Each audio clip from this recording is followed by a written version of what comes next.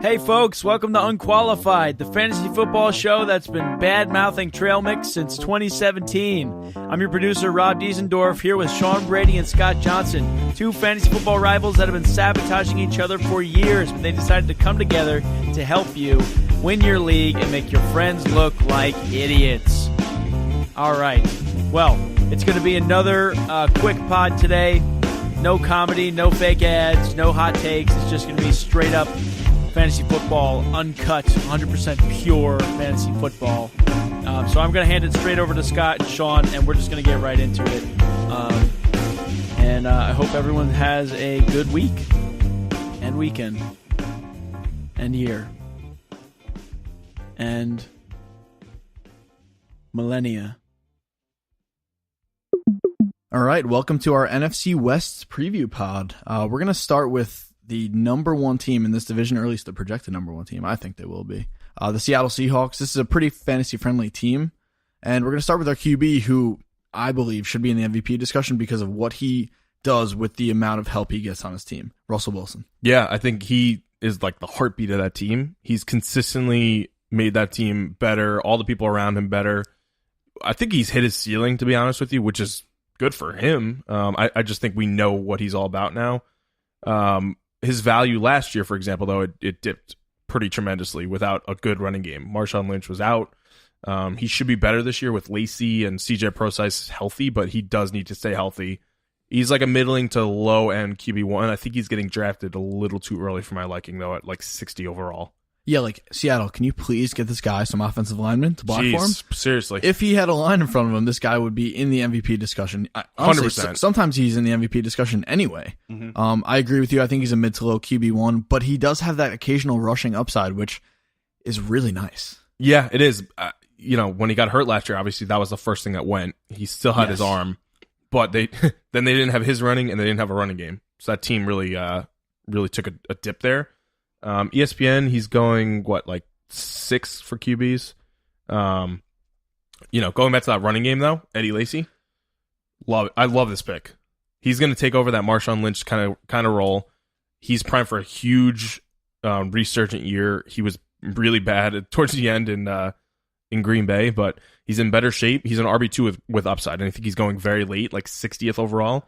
I would love to have him, even as my running back 2, if I have a stud guys in my wide receiver positions. But he's more of a flex play guy for me where you're drafting him. Wow. Okay. For me, I'm not as high. I like him as a flex guy, like you mentioned. I thought you were higher on him than that, but I'm not as high on him purely because the line, again, is subpar. What I will say, though, the thing that helps him out, that offsets that less than stellar line play, is the fact that teams have to game plan for Russell Wilson's legs. Even if he's not going to use him every game, they have to worry about it. And I think that only opens things up for Lacy. I still think he's for me, a very low end RB2. But again, he's getting underdrafted. There's a ton of guys this year that are just getting drafted so late. Yeah. Purely because they were either hurt last year, changed teams. Obviously those things are a little bit scary, but if this team is committed to him being their bell cow back, I think there's a ton of upside here. Yeah. And I think compared to where he was in Green Bay has had Aaron Rodgers the whole time he was there. So the running game really wasn't a priority for them. The Seahawks need to get back to their running ways, and I think it was it's a one-year deal for Lacy, but I think this is a perfect scheme fit, almost as good as Marshawn Lynch in Oakland. But I like Eddie Lacy in Seattle way better. I think a guy to look out for is CJ Procise. I don't think you're drafting him I don't even think you're drafting him, to be honest. PPR, maybe you'll draft him. PPR. Yeah, he's a change of pace guy, but when he was healthy, he was pretty good. He had some value last year. Thomas Rawls, he's just a backup now. I think they're going to split carries, him and Lacy.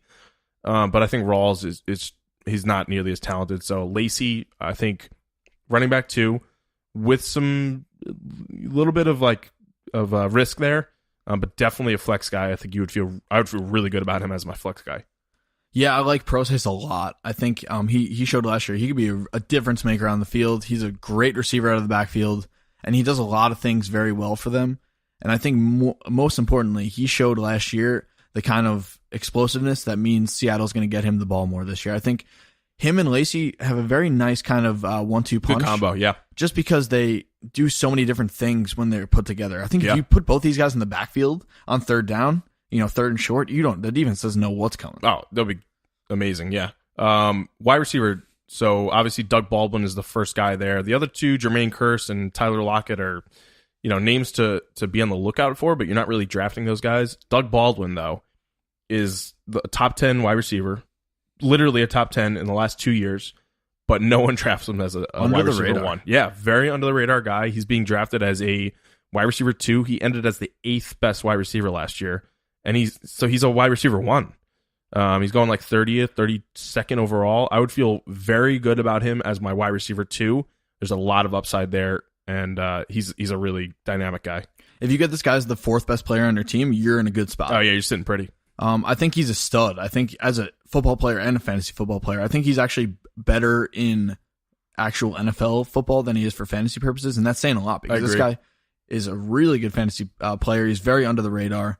And we talked about him a little bit when we talked about Demaryius Thomas last week in the AFC West pod. Mm-hmm. Consistent guys. They're consistent guys that have a good upside. So these are the kind of guys that you want to draft, especially as your second wide receiver. No reason you can't be happy about him there. Yeah, when you're drafting Doug Baldwin or even Thomas, but really Doug Baldwin, no one's gonna go, wow, nice pick. But you're gonna feel good about taking him as your wide receiver 2. Tyler, like the other guys, Jermaine Kearse and Tyler Lockett, I would just wait and see on those guys. But this team doesn't throw it enough to the second and third wide receivers for them to have value. They do throw it to the tight end, which we saw last year, Jimmy Graham. So I think Jimmy Graham was the tight end 1 last year. I think he can definitely repeat it, and he's an awesome guy to watch. Yeah, I think I'll agree with you there. I'm going to talk about Lockett in a minute, but Jimmy Graham, again, middle of the pack tight end 1, but you feel good about him there because he's got the upside. He's so much fun to watch. He's just a freak athlete, and you could do a lot worse with your tight end. Especially, he's not a bargain this year, but he's getting drafted where he should be. He's going like 90th overall. He's not too low. He's not too high. I would feel good about taking him there. Yeah, you could take him in round 9 or 10 and feel good about it. Maybe 8 if you really like him. But real quick, with Tyler Lockett, I think this guy is really, really explosive. I think Seattle, if they're going to look to get the passing game going, obviously their commitment should be to the run first. But if they want to throw the ball a ton, they're going to need a guy that can take the top off the defense. And I think Tyler Lockett, he could have a kind of Taylor Gabriel type breakout coming where he just really explodes a couple weeks. You just see him on NFL Red Zone, sprinting into the end zone for 70-yard touchdowns. I think it's very possible. This guy's really good in the return game. So you get a little bit of value there, if they stay committed to him there. Again, there's no reason you can't take a late round flyer or, make sure you keep this guy as a waiver wire priority. Because this guy has a ton of talent. Yeah, Taylor Gabriel was on the Atlanta Falcons last year, was their kind of wide receiver 2, but really under the radar, and that's what we were referring to. Tyler Lockett could have that value there. Get into the biggest surprise and bust potential. Honestly, I think the biggest surprise is going to be Doug Baldwin. I think he's going to be top 10 again. It shouldn't really be a surprise, but he's being drafted as though that will be a surprise. He's being drafted as like a wide receiver 2. He's a bona fide wide receiver 1. Biggest bust potential, I think, is going to be Russell Wilson. I think we saw his floor last year, which was kind of scary, and he wasn't a serviceable quarterback then. He got, an average of 9 or 10 points per game, and that would kill you as you're drafting a QB1. So that's the biggest bust potential for me. We saw his ceiling. If he stays healthy, he'll be fine, but if he's not healthy, kind of look out there. This team, I think the defense is still going to be good. I think the offense is going to be better with Lacey, but I could see them being 10-6. That's what I'm going to say. Yeah, I mean, the one thing I'll say about Wilson, though, is kind of like what you were saying. The injury potential is, obviously it's the same with a lot of quarterbacks. They get hit, and when they do, it's not pretty. But this guy's going to play through injuries. He's going to play through injuries every week, and that's going to kill your team because, it would almost be better for you if he would just sit a game because then he's not going to play. So keep that in mind with Wilson. And he'll get healthier. With that being said, I'm going to stick with the running backs for both my bust and my surprise. I think CJ Prosise could be the surprise of this team. He's very explosive and he doesn't need a ton of touches to be fantasy relevant. So I think keep him in mind, especially late in the draft, especially if you're in a PPR draft. And my biggest bust potential is Eddie Lacy. I do like Eddie Lacy. I think he gets a little bit undersold just because he's big. But if you look at his yards per carry last year, there were 5 yards per carry before he got hurt. Mm-hmm. That being said, he's a little bit too limited as far as catching the ball out of the backfield for me. And I think, again, there's that injury potential. And there's, a very real possibility that he loses this job. That 1 year deal does not hold the Seahawks to anything. They don't need to give this guy the ball all the time. So definitely a bust potential there. As far as the record goes, I'm going to differ with you a little bit. I think this team's really good, and I think their division is not. So I think they're going to go. I think they could easily go 12-4, 13-3. All right. Well, we'll see. Arizona Cardinals, who 2 years ago were a huge surprise. Oh, yeah. Last year really took a step back. I think they were 7-8-1. They had one of the ties last year. Quarterback, not much to talk about. Carson Palmer doesn't have fantasy relevance, so I would pretty much stay away from him. Anything to add there? No. They were good. Yeah. Moving along, there's not much to add with this guy because we know how good he is. Running back, David Johnson, top one or two guys. For me, he's the number one guy. Andre Ellington is more of a change of pace guy at this point in his career. David Johnson is the best player. He had 16 touchdowns last year, under 300 carries, 1,200 yards, and he catches the ball. He's the number one guy for me.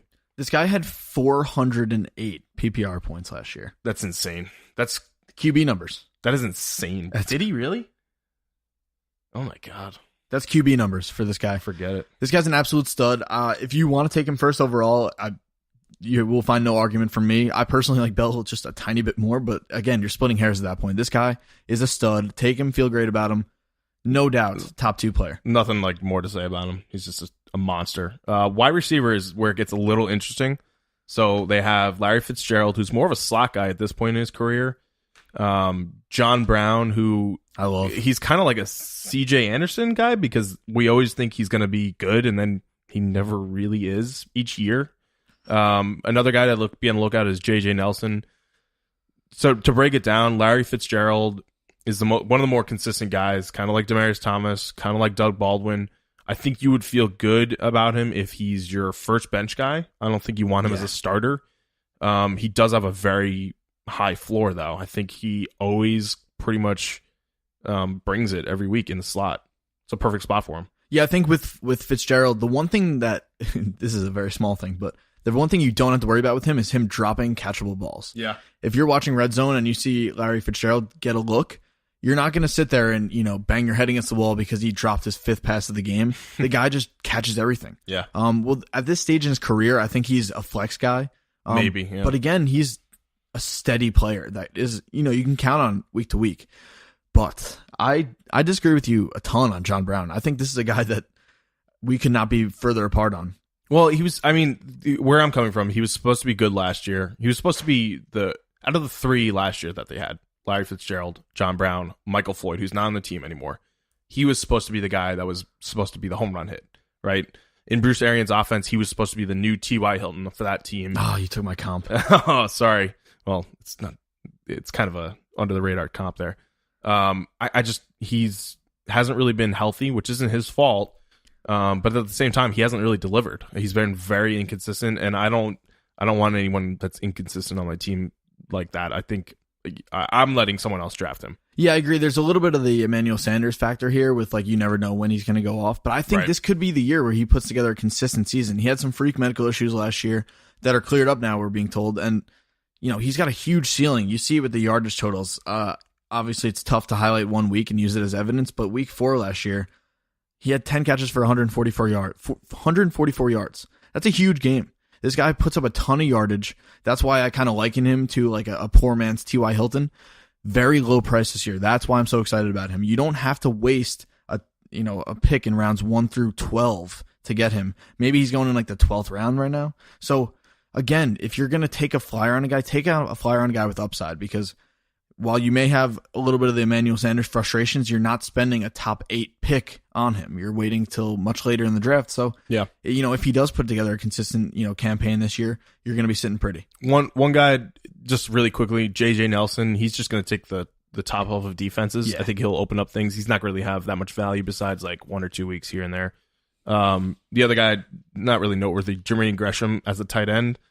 The tight end doesn't really have value on this team, never really has with Carson Palmer, and not much in this division. There's not really a lot of tight end action going on besides Jimmy Graham. Yeah, I think my biggest bust potential here, it pains me to say it because he's such a great guy, but Larry Fitzgerald, I think he's just getting older, and you never know when he's going to start to slow down. Obviously, he's slowed down physically, but he still impacts the game because he's so good, so crafty, so physical. But again, the injuries might start to pile up, and I think that there's a little bit of bust potential there. My biggest surprise, we just talked about him, I think John Brown. I think he's got the ceiling for it. Don't be shocked if, again, this guy ends up on the waiver wire.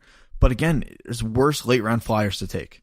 Yeah, I agree with both of them. Larry Fitz is the potential bust, and then John Brown is the potential sleeper. I think this team, the defense is still pretty good. They were 7-8-1 last year. I'm gonna say 7-9. Yeah, I'm gonna say 8-8 for them. Nothing crazy. I don't think it's not a good division. Yeah, overall they were very good a couple of years ago, but now they're kind of falling off a little bit. Yeah. Moving along to the San Francisco 49ers, who were a dumpster fire last year. Oh yeah, horrible. Like, were they 1-15? No, that was the Browns, but they were not far off. All right, they were one game better than the Browns. I think like 3-13 or 2-14, something like that. Quarterback Brian Hoyer, new to that team. Matt Barkley is the backup. Honestly, I don't mind Hoyer as a fantasy guy. He was pretty good on the Texans with Bill O'Brien coaching him. He's not as bad as people think. He's kind of underrated. I think the only value he would have is a 2 QB league as a second QB late. And maybe it's like a 10 or 12 team league. So like you're taking him as a second quarterback, and he kind of has some upside with Kyle Shanahan now. Yeah, I think there's not many better situations to come into as a quarterback, because Kyle Shanahan, we saw last year with Matt Ryan, won the damn MVP award. Mm-hmm. I think, again, what he won't do is he won't limit what his wide receivers can do, which is I love as a QB. Yeah.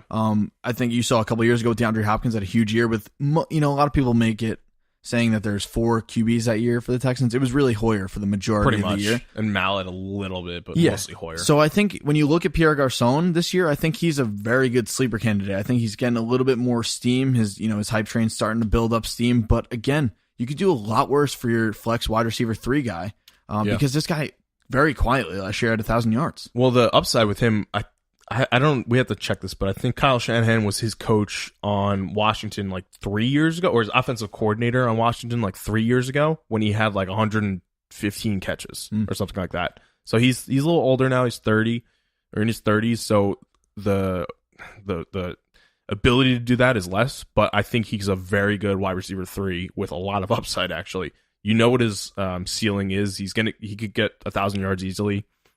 He's the guy there, so he can get 6 to 8 touchdowns with that quarterback play. So he has some sneaky value there. I think he's a very good flex guy. I wouldn't take him as a wide receiver 2, but flex guy, I would feel good about him. Yeah, I mean, I think the thing about him is teams can game plan for him. He has no like out of this world physical traits, but he's a pretty good football player. Yeah. And he's got a QB that's going to get him the ball, and he's going to be in a great scheme. Obviously, it takes some time to lay down that scheme, as we saw 2 years ago in Atlanta, but I want to talk about Bruce Ellington, because this guy was a very deep sleeper last year.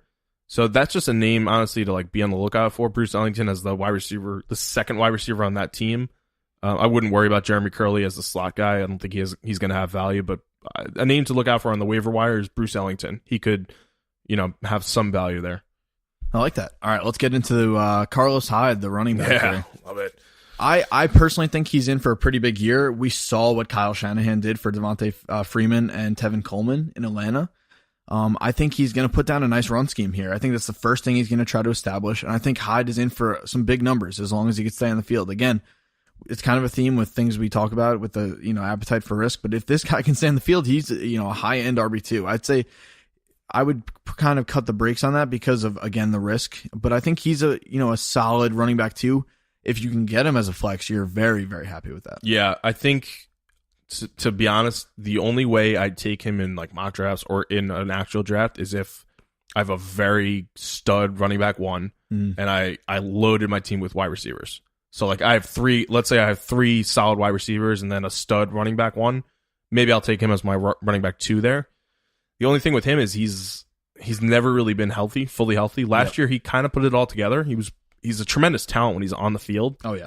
But I agree with you. I think Kyle Shanahan wants to get to Atlanta's way of running that they did last year.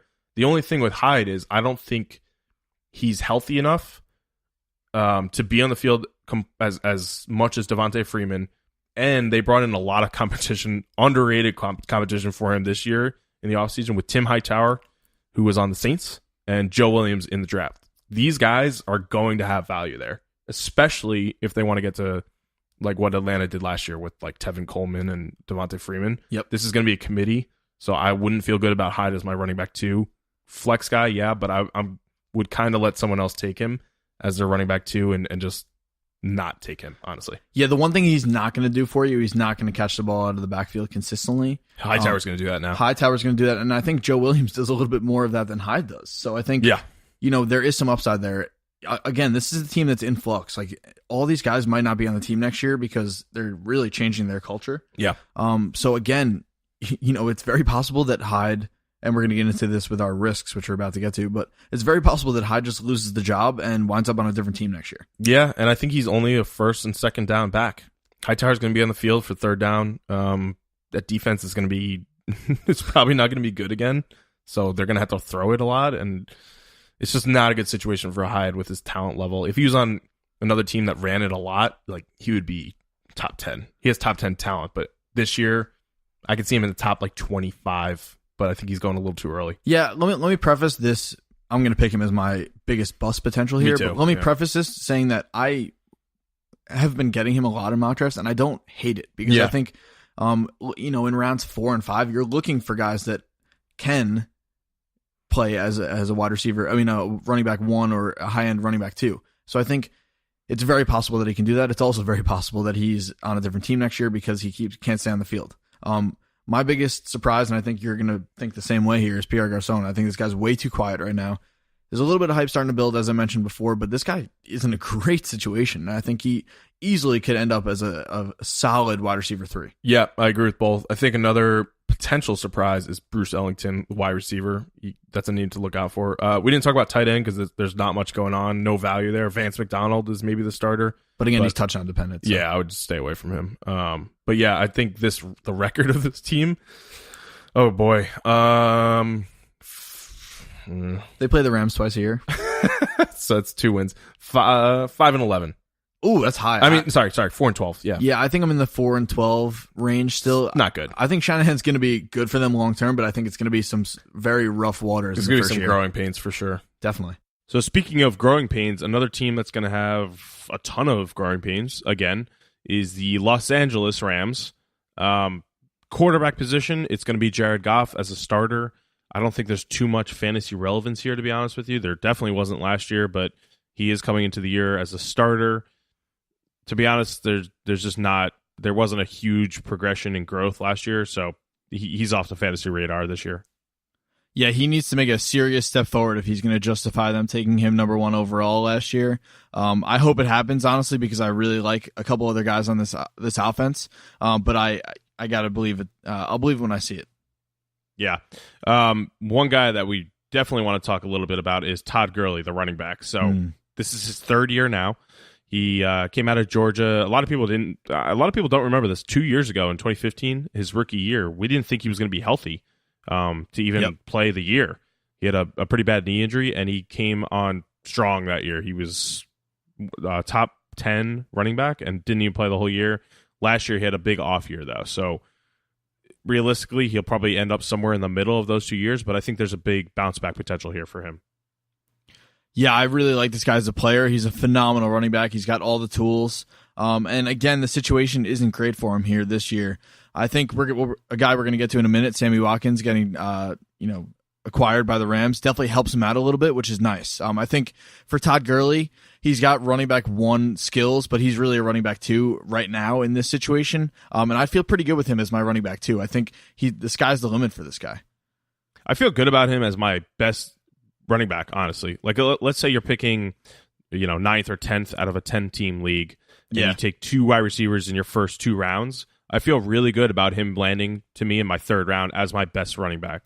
The strategy there is that he's going to have a bounce back year. Now we can see what his floor is, which was basically last year 850 yards total. I think he had, how many touchdowns did he have? 6? Like 5. Yeah. I think 5 or 6. So that's his floor, which you don't want that, but at least he's probably not going to get much worse than that because he's getting a ton of carries. He had over 200 carries last year. So realistically, again, somewhere in the middle, but he should bounce back. He should be a top 10 running back again. So I feel good about him as my first one. Yeah, absolutely. Yeah, and one guy to keep in mind, not too much fantasy relevance either, but Lance Dunbar is the pass catching guy there. Just a name to keep on the lookout, maybe as a handcuff down the road if need be. Yeah, he's got a little bit of PPR value, so keep that in mind. He was on the Cowboys, I believe, before this, and caught the ball out of the backfield a lot. He's definitely a weapon for them, and he's good for the football team, not necessarily good for fantasy. Yeah. Now the wide receiver position is one that gets very interesting. So Big as news. of early August, Sammy Watkins is now a Los Angeles Ram, which is huge. He's getting I didn't think about this. He's getting reunited with Robert Woods. Do you think about that? They were both on Buffalo last year. Yeah, and those two are projected to be the outside wide receivers now. They still have Tavon Austin. They drafted Cooper Kupp, who probably isn't going to be fantasy relevant anymore. But what are you making of all this? I think it's crazy. I think the Rams really lucked out here. I think the Bills were worried about having to extend Sammy Watkins at the end of the year. So I think the Rams really jumped at the perfect time. I think they got a guy that, again, it's a big if, but if this guy can stay healthy, he's a bona fide wide receiver one in the NFL, not just in fantasy. So this guy can really do great things for them, and I think it's a huge acquisition this year. Yeah, it's just tough. I mean, the sky's the limit for this guy, and he just hasn't been healthy enough to put it all together. Yeah. I think last year he was very injured all year, but 2 years ago, on a per game basis, he was a top 5 wide receiver. That's his ceiling. This guy has the talent to do that. It's just a matter of keeping him healthy. It's just, you don't know. It's a big if. But if he can stay healthy, where he was getting drafted on the Bills in fantasy drafts was about 30 to 35 in that range. So that's like, around 3 to 5, somewhere in that range. I would still feel good about that. He's probably going to slip a little bit, but I would still feel good about him, and even better as a Ram now. Yeah, I think I would downgrade him just a tiny bit just for this year, just because he's going to have to learn a new playbook and develop chemistry with Jared Goff, who, again, we don't know if he's going to be any good. So, yeah. I mean, I'm not thrilled about his prospects, especially early in the year, but I wouldn't be surprised late in the year if he starts making plays for them left and right. So he's definitely a guy to keep in mind. He's, again, a huge risk, high reward guy. Yeah. Robert Woods off the fantasy radar. Cooper Kupp now off the fantasy radar. There's probably not room for even 2 wide receivers to have fantasy relevance with Jared Goff thrown into them, unless he makes a huge step forward. So Tavon Austin might be a guy to keep on the on the radar as a slot guy. He has break fast speed, but I don't think he's going to have too much fantasy relevance. Yeah, I think we were able to see Kenny Britt have a pretty serviceable year last year on the Rams. So I think Watkins is obviously going to be the first guy in the pecking order here. But I like what you say about Tavon Austin. This guy's an absolute game breaker. Hopefully he can put it all together and be more of a consistent option for them this year, because there's few more exciting things to watch in the league than Tavon Austin with the ball in his hands. Yeah, now that I'm thinking about it, actually, with Sammy Watkins there and Robert Woods and even Cooper Kupp as their other 3 wide receivers, Tavon Austin was pretty much the guy last year there, because they had no one else. So now that they have Watkins, hopefully healthy, Woods to take pressure off of them or him, Tavon Austin might have some sneaky value. So that's a name to keep in mind late in drafts. He's probably not getting drafted right away. Tight end position is Tyler Higbee. Tyler who? Higbee. Literally never heard of him before we looked him up. Yeah. This is a wait and see guy. He's a rookie. They don't really throw it a lot to tight ends. I don't know if Goff is gonna again this year. So, wait and see guy. He might have some sleeper value late in rounds. Yeah, I'm staying away from him. Fill-in, basically. Yeah, I agree. I'm staying away from him unless he, starts coming on, and just keep an eye on him, I guess, because young quarterbacks do love tight ends, which is something to keep in mind. But again, if you haven't heard of this guy, you might want to take a look at him before you pick him up for your team. Yeah. Anyway, for this surprise, bust, and overview for this team, it's tough to say. I think the biggest bust potential, honestly, it's probably going to be Sammy Watkins, because it's a new team, it's new playbook. He still hasn't been healthy, and he's still getting drafted as like a wide receiver 2, basically. He still has the potential to be a top 5 wide receiver, but the bust potential is certainly there. Biggest surprise, even though it just said Tyler who, I'm gonna say Tyler Higbee, because no one else really. Like Jared Goff's not gonna be a surprise, so Higbee could be like a top 15 tight end, because there's no one else. In terms of this team, I don't think they're going to get too much better. I think Watkins helps. That defense is good, but I would say 7-9. Oh, wow. For me, I'm actually going to kind of cheat a little bit. I'm going to say that my biggest bust potential and my biggest surprise is the same guy. It's Sammy Watkins. This guy really could go one of two ways, and you got to just, if you're going to draft him, you got to just hope it's that he goes the way you want. I think, obviously, he's got that top 5 wide receiver skill set. Hopefully, he can develop some kind of rapport with Goff and really see some of that, all that talent start to translate into fantasy relevance here, or dominance, hopefully. As far as the record, I think this team's going to be pretty bad. I think their defense is okay, but I don't know if Goff is really ready to lead a team to a lot of victories this year. I think they're looking at probably like a 5-11 season, maybe even 4-12. What was their record last year? Do you know? Oh man, trying to look it up right now, but I know they didn't go 7-9. I know they're Jeff Fisher was very worried about going 7-9. They definitely did not do that. Jeff Fisher, legend. I'm gonna say 6-10. I take it back. Not 7-9. They're gonna go 6-10. Sorry. Okay, so that's a wrap on the NFC West pod. Once again, we want to thank everybody for listening. We really appreciate all the support and feedback. And if you guys can leave us a review on iTunes, that's one of the most important things for us because it helps us get a better ranking in iTunes. It gets us more listeners, and it makes us look not like a piece of shit, basically. And then beyond that, you can follow us at UnqualifiedFF. That's on Twitter, Instagram, and Facebook. And I want to hear from you guys because I need food players for my food roster, my food players. I don't know what players are even in the NFL. So if anybody knows a player with a food name, please send it to us. Send it to us on Twitter. Tweet at us. We're going to send out some polls and stuff soon. So we got some fun stuff happening on the social media. Thanks for listening. Oh, big gulps, huh? Well, see you later.